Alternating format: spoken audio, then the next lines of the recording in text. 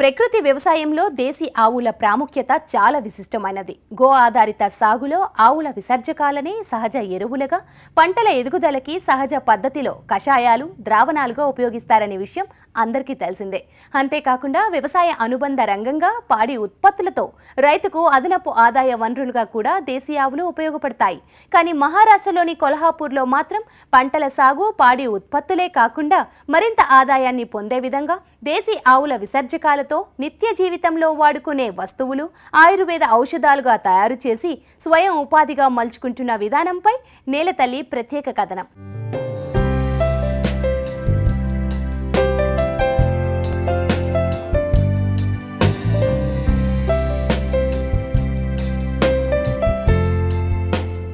ఆవుల పేడతో పిడకలు తయారు చేయడం, వాటిని వంట చెరుకుగా ఉపయోగించడం మనం గ్రామాల్లో చూస్తూ ఉంటాం.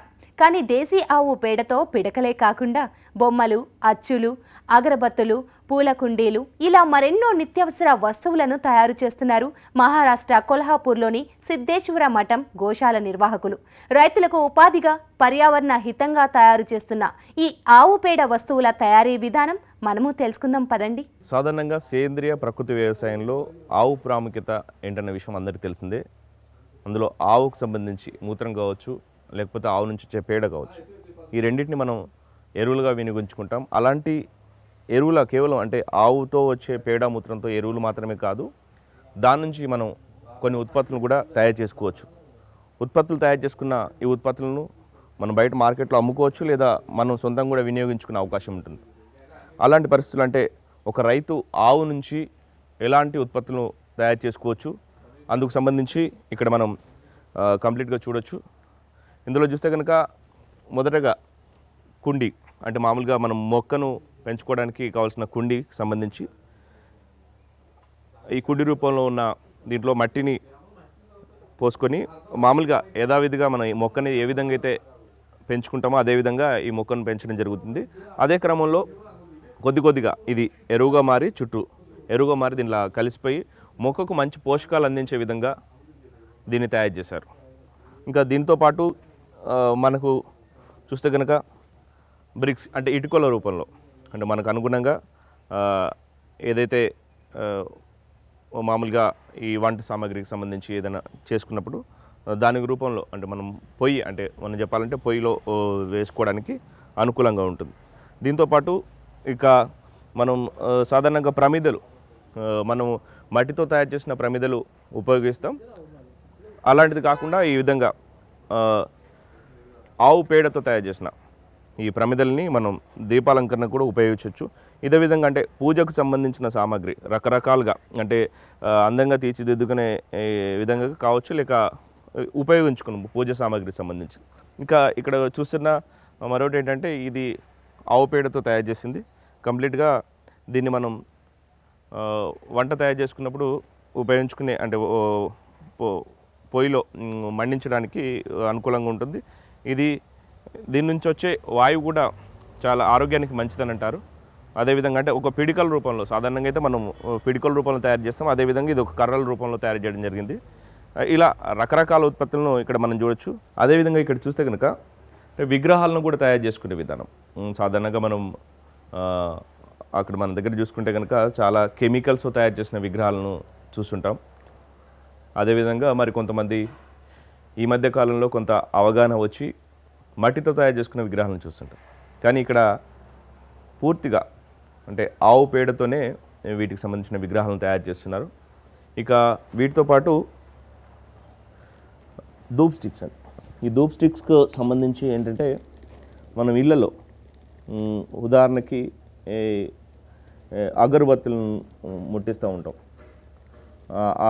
ఆ ప్లేస్లో మనం వీటిని కనుక వినియోగించుకుంటే మంచి సువాసనతో పాటు, మరో విధంగా చెప్పాలంటే వీటికి దోమలు కానీ లేకపోతే ఎటువంటి కీటకాలు రాకుండా చాలా బాగుంటుందన్న ఉద్దేశంతో ఈ ధూప్ స్టిక్స్ను కూడా వినియోగిస్తారు. వీటిని ఒక చిన్న స్టిక్స్ రూపంలో తయారు చేసి వీటికి సంబంధించి మనం తయారు చేసుకొని మనం మార్కెట్లో అమ్ముకునే అవకాశం ఉంది.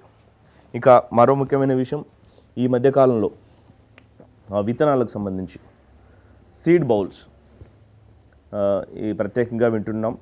ఈ సీడ్ బౌల్స్ విషయానికి వచ్చేసి సాధారణంగా అందరూ మట్టితో తయారు చేసిన వాటిని ఈ విధంగా తయారు చేసుకొని దీనిలో విత్తనాలు పెట్టేసి మనం పూర్తిగా దీన్ని సీడ్ బౌల్స్ ఎక్కడెక్కడ రోడ్లపైన విసరడం జరుగుతుంది. దానివల్ల మొక్క వచ్చే అవకాశం ఉందని ఇప్పటివరకు మనం సీడ్ బాల్స్ గురించి విన్నాం. కానీ ఇక్కడ ప్రత్యేకంగా ఆవు పేడతో తయారు చేసిన సీడ్ బాల్స్ని ఈ విధంగా తయారు చేసుకొని వినియోగించుకోవడం వల్ల అంటే మొక్క మొదటి దశలోనే దానికి మంచి పోషకాలు అందించి మంచి ఎదిగే అవకాశం ఉంది. అదేవిధంగా మరోపక్క చూస్తే కనుక ఈ పిడకలు, ఇప్పుడు మనకు మార్కెట్లో కూడా పిడకలకు మంచి డిమాండ్ అని చెప్పుకోవచ్చు. ఎందుకంటే పిడకలకు సంబంధించి కూడా మనం తయారు చేసుకొని ఈ ఉత్పత్తులను అమ్ముకోగలిగితే కనుక రైతుకి ఒక పక్క వ్యవసాయంలో సేంద్రియ పద్ధతులు కానీ ప్రకృతి వ్యవసాయంలో పండించే పంటలకి వినియోగిస్తూనే మరోపక్క ఈ విధంగా వీటి ఉత్పత్తులకు సంబంధించి అంటే ఆవు పేడతో తయారు చేసిన ఉత్పత్తులకు సంబంధించి మనం వినియోగించుకోవచ్చు, మార్కెట్లో అమ్ముకోవచ్చు. ఇది అదనంగా రైతుకి, ఆవు పెంచుకున్న రైతుకి అదనంగా ఇది ఒక మంచి ఆదాయంగా ఉంటుంది.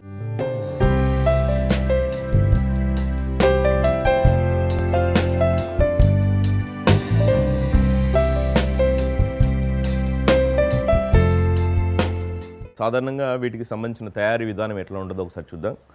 ఇక్కడ చూస్తే కనుక మనకి మామూలుగా మనం రెగ్యులర్గా చూసే పేడ, ఈ పేడతో అంటే ఒక పేడను ఒక ముద్దలాగా చేసుకొని ఈ పేడ ముద్దను కనుక ఇలాంటి మిషన్స్ అంటే ప్రత్యేకంగా తయారు చేసిన మిషన్స్ని ఏర్పాటు చేసుకొని కనుక ఈ విధంగా ఒక ముద్దలాగా చేసేసుకొని ఇన్సర్ట్ చేసేసి ఈ విధంగా చేయగలిగితే ఈ రూపంలోకి వస్తుంది కుండి. ఈ విధంగా ఒక్కొక్క దానికి ఒక్కొక్క రూపం రావాలంటే మిషనరీ రూపంలో కనుక మనం తెచ్చుకొని పెద్ద మొత్తంలో తయారు చేసుకొని చేయగలిగితే రైతుకి ఒక మంచి ఆదాయంగా ఉంటుంది. మరోపక్క ఇంకొక రకమైన యంత్రాన్ని చూడొచ్చు. ఇది వచ్చేసి ఇలాంటి చిన్న చిన్న స్టిక్స్ తయారు చేసుకోండి. అంటే ఇది ఒక సోప్ లాగా, దీన్ని ముందు అంటే ఆవు పేడను ఫిల్టర్ చేసిన తర్వాత ఈ విధంగా ఒక సోప్ రూపంలో తయారవుతుంది. దీన్ని ఈ మిషన్ ద్వారా అంటే ప్రత్యేకంగా డిజైన్ చేసిన మిషన్ ద్వారా ఈ విధంగా ఎక్కువ మొత్తంలో ఈ ఉత్పత్తులను తయారు చేసుకునే అవకాశం ఉంది. ఈ విధంగా మనం రకరకాల ఉత్పత్తులను తయారు చేసుకొని ఆవు నుంచి వచ్చిన పేడ నుంచి మనం ఒక ఆదాయ మార్గం కూడా ఎంచుకొని రైతులందరూ వినియోగించుకుంటే తప్పకుండా రైతులకు ఉపయోగపడుతుంది. మరోపక్క మన పర్యావరణాన్ని కాపాడినట్టుంది.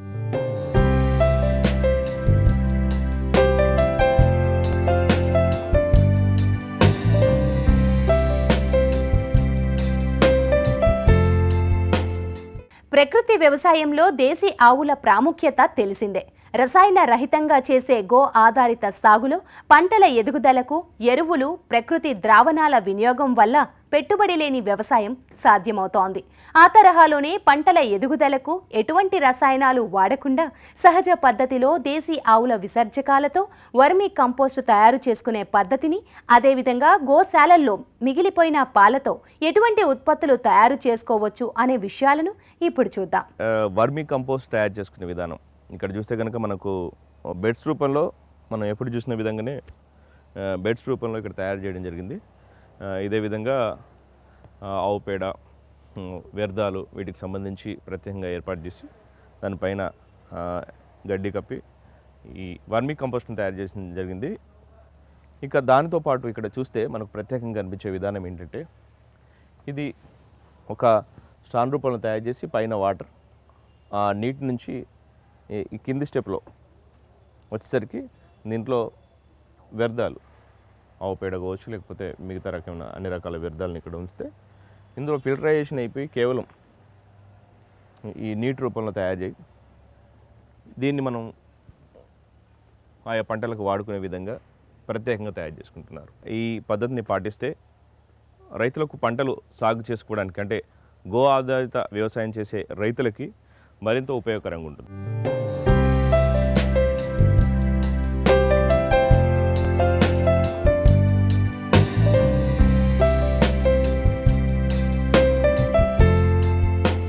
సాధారణంగా మనకు గోశాలలో వచ్చే అంటే ఇప్పుడు ఆవు మూత్రం, ఆవు పేడ వీటితో పాటు అందరి దృష్టి ఏంటంటే పాల మీదే ఉంటుంది. మరి ఆ పాల దిగుబడి సంబంధించి కూడా కొంత అంటే ఒక్కొక్కసారి మనకి మార్కెట్లోకి పంపించిన తర్వాత కూడా మనకి మిగిలే అవకాశం ఉంది. అందులో దేశీయ ఆవు పాలకి మనకి ఎంత డిమాండ్ ఉందో మనకు తెలిసిన విషయమే. అలాంటి క్రమంలో ఎక్కడైతే మనం మార్కెట్లోకి పంపించిన పాల తర్వాత దీన్ని ఈ విధంగా వెన్న రూపంలో తయారు చేసుకోవచ్చు. ఈ విధంగా వెన్న రూపంలో తయారు చేసి ఆ తరైన వెన్నను అటు మరోపక్క మార్కెట్లో పాలకు మంచి డిమాండ్ ఉంది. ఆ పాల డిమాండ్తో పాటు మరోపక్క మనం ఈ విధంగా వెన్న తీసుకొని దాని తర్వాత నెయ్యి నుంచి కూడా తీసుకోవచ్చు రైతులు. ఇప్పుడున్న పరిస్థితుల్లో నెయ్యి కూడా దాదాపు ఎక్కువ సంఖ్యలో మంచి డిమాండ్ ఉంది.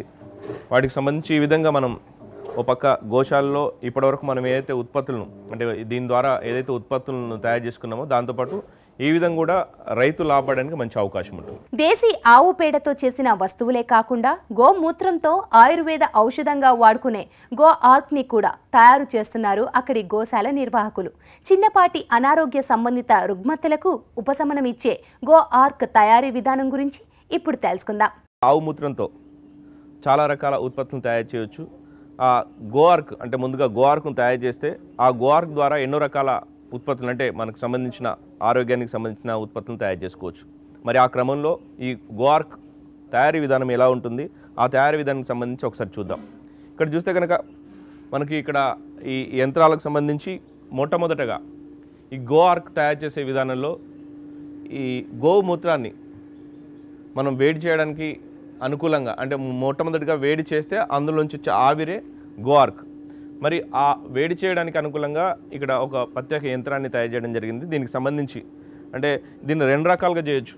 ఒకటి మామూలుగా పవర్ యూసేజ్తో చేయొచ్చు, దాంతోపాటు కేవలం అంటే ఈ విధంగా మనం కర్రలతో కాల్చి అంటే వంట చెరుకు రూపంలో చిన్న స్థాయిలో వంట చెరుకు రూపంలో వీటిని తయారు చేసుకొని ఇందులో పూర్తి స్థాయిలో వచ్చిన గోమూత్రాన్ని వేడి చేసుకోవాల్సి ఉంటుంది. ఈ వేడి చేసుకున్న గోమూత్రాన్ని నేరుగా అంటే ఆవిరి రూపంలో తీసుకురావాల్సి ఉంటుంది. ఇక్కడ నుంచి కొద్దిగా ఆవిరి రూపంలో ఈ వేడైన ఆవు మూత్రం ఇక్కడికి చేరుతుంది. ఇందులో వచ్చిన తర్వాత మరొకసారి ఫిల్టరైజేషన్ అయిపోయి ఆవిరి రూపంలో ఈ యంత్రంలోకి వస్తుంది. అంటే బాయిల్ అయినప్పుడు మనం ఏ విధంగా అంటే ఇప్పుడు ఏదైనా కుక్ చేసేటప్పుడు ఏదైనా వండేటప్పుడు వచ్చే చిన్న ఆవిరి చుక్కలను చూస్తూ ఉంటాం. అదేవిధంగా మనం వంట చేసినప్పుడు అంటే పై భాగంలో ఏ విధంగా ఆవిరి వస్తుందో అదే ఆవిరి రూపంలో ఒక్కొక్కటి బొట్టుగా ఇక్కడ నుంచి మనం తీసుకునే అవకాశం ఉంది. అంటే మనం మామూలుగా గోమూత్రం కంప్లీట్గా అంటే బ్రౌన్ కలర్లో ఉంటుంది, కానీ ఈ ఆవిరి వచ్చేసరికి మాత్రం పూర్తిగా తెలుపు రంగంలో స్వచ్ఛమైన తెలుపు రంగంలో వస్తుంది.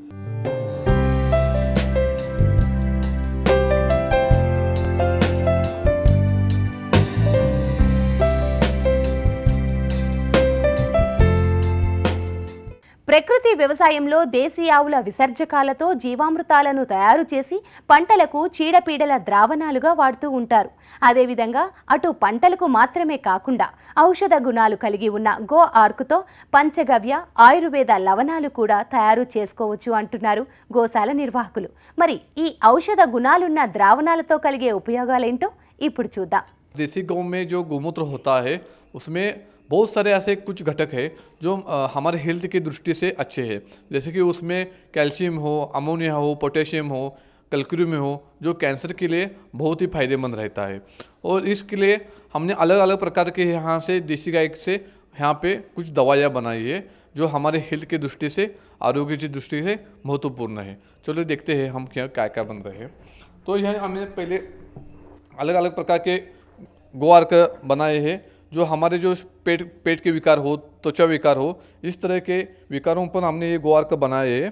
ये सप्तरंगी गो आर्क है जो हमारे जो डायबिटीज़ का जो प्रॉब्लम होता है, जो शुगर का हमारा जो प्रॉब्लम होता है, इसलिए हमने सप्तरंगी गो आर्क बनाया हुआ है।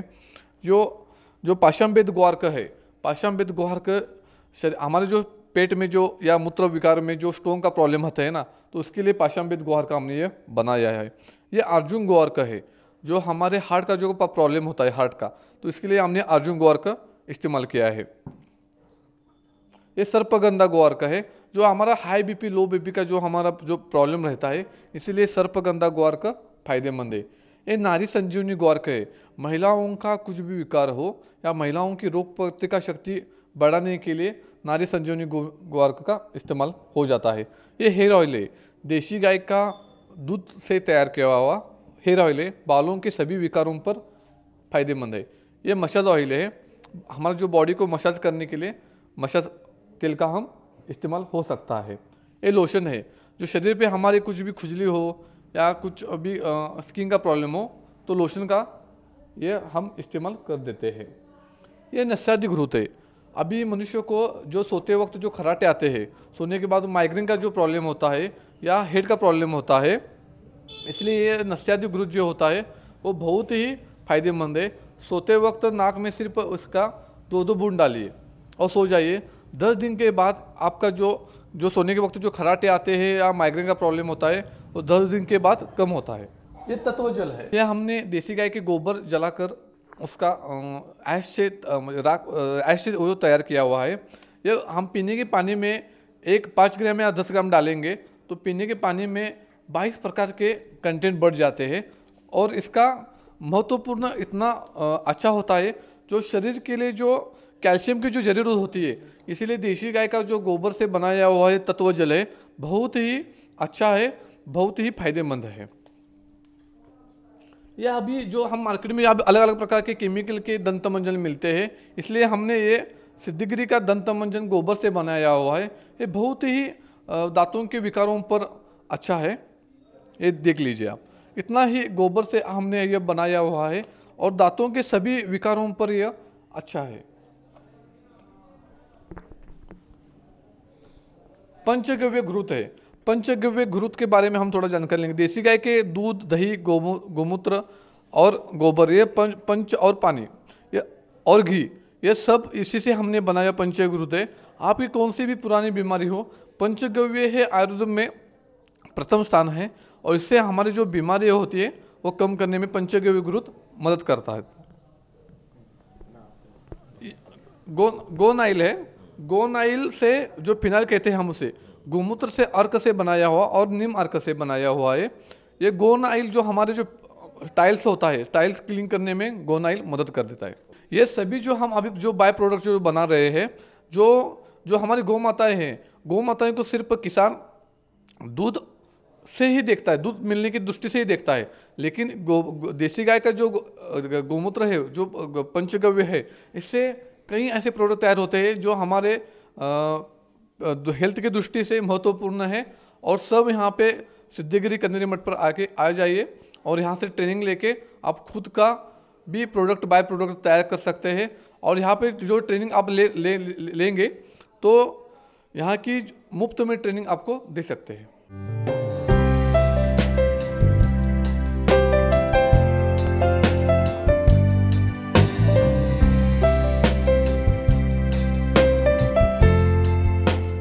గోమూత్రంతో తయారు చేసిన గోఆర్క్ని అంటే మనం రకరకాలుగా ఉపయోగించుకోవచ్చు. అందులో దాదాపు 15 రకాల ఔషధాలను తయారు చేసుకోవచ్చు. ఇక్కడ చూస్తే కనుక గోమూత్రంతో దాని ఆవిరి నుంచి తీసుకున్న గోఆర్క్ ద్వారా ఇలాంటి ఔషధాలు తయారు చేసుకోవచ్చు. ఇక్కడ చూసుకున్న ఔషధాలను చూసినట్లయితే మనకి ఒక్కొక్కటి ఒక్కొక్క విధంగా పనిచేస్తుంది. ఉదాహరణకి కొంతమందికి అంటే మధుమేహ వ్యాధికి సంబంధించి గోఆర్క్, మరికొంతమందికి స్టోన్స్ అంటే మూత్రపిండాల్లో ఉండే స్టోన్స్ ఏదైనా దానికి సంబంధించి కావచ్చు, లేకపోతే మన శరీరంలో ఉన్న అవయవాలు ఒక క్రమ పద్ధతిని లేకుండా ఎలాంటి ఇబ్బందులు ఉన్నా వాటికి సంబంధించిన రెగ్యులర్ యూజ్ చేసేది, మహిళల కోసం ప్రత్యేకంగా రూపొందించిన అంటే ఏదైతే కొంత వీక్ ఉంటారో వాళ్ళకి సంబంధించి దీన్ని తీసుకోవడం వల్ల రీజనరేషన్, ఫర్ ఎగ్జాంపుల్ మళ్ళీ కణాలు ఉత్పత్తి జరుగుతుందన్న ఉద్దేశంతో తయారు చేస్తారు. ఈ విధంగా కొన్ని రకాల తైలాలు, ఉదాహరణకి మనకు వచ్చే చర్మ వ్యాధులకు సంబంధించి వినియోగించుకోవచ్చు. మరికొన్ని అంటే మసాజ్ సంబంధించిన కొన్ని విషయాలకు సంబంధించి, వీటితో పాటు ముక్కుకు సంబంధించిన శ్వాసకోశకు సంబంధించిన వ్యాధులు, ఇలాంటి రకరకాల వాటికి సంబంధించి ఇక్కడ ఉత్పత్తులను ప్రత్యేకంగా తయారు చేయడం జరిగింది. అంటే మనం వాడుకునే సోప్ దగ్గర నుంచి మన నిత్యం వాడుకున్న సోప్ దగ్గర నుంచి మొదలు పెడితే ఇలా రకరకాల ఉత్పత్తులు తయారు చేసి మనం మార్కెట్లో అమ్ముకోవడానికి అవకాశం ఉంది. ఇప్పటికే చాలామంది రైతులు ఈ విధంగా మన తెలుగు రాష్ట్రాల్లో చేస్తున్నారు. మరికొంతమంది అంటే ఇదే విధంగా కనుక మనం ఉత్పత్తిని సంఖ్య పెంచుకొని, అంటే ఉదాహరణగా గోశాల ఉంటే ఆ గోశాలలో వచ్చే ఆవు పేడ, ఆవు మూత్రం కనుక ఎక్కువ సంఖ్యలో ఉంటుంది. అలాంటి ఎక్కువ సంఖ్యలో ఉన్న వాటిని ఈ విధంగా మనం తయారు చేసుకుంటే మంచి ఆదాయంగా ఉంటుంది. కెమెరా పర్సన్ సాయితో శరత్, HM టీవీ, కొల్లాపూర్. ఇది ఇవాల్టి నేల తల్లి కార్యక్రమం. నమస్తే.